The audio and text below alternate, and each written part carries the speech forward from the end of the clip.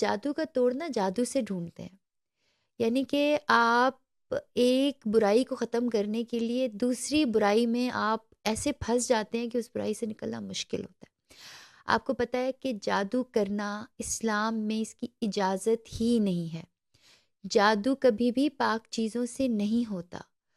کالا جادو ناپاک اور گندی اور خبیث چیزوں سے ہوتا ہے۔ تو آپ نے کبھی بھی جادو کا توڑ جادو سے نہیں کرنا۔ اچھا، کچھ لوگوں کو یہ بھی ہے کہ جو لوگ 5 وقت کی نمازیں پڑھتے ہیں، قرآن پڑھتے ہیں، ان پہ جادو نہیں ہوگا۔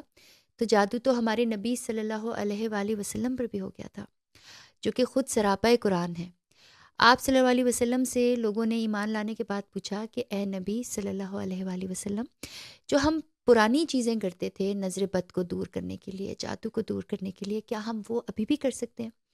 تو آپ صلی اللہ علیہ وآلہ وسلم نے فرمایا کہ بے شک کر سکتے ہو، اگر اس میں شرک نہ ہو تو۔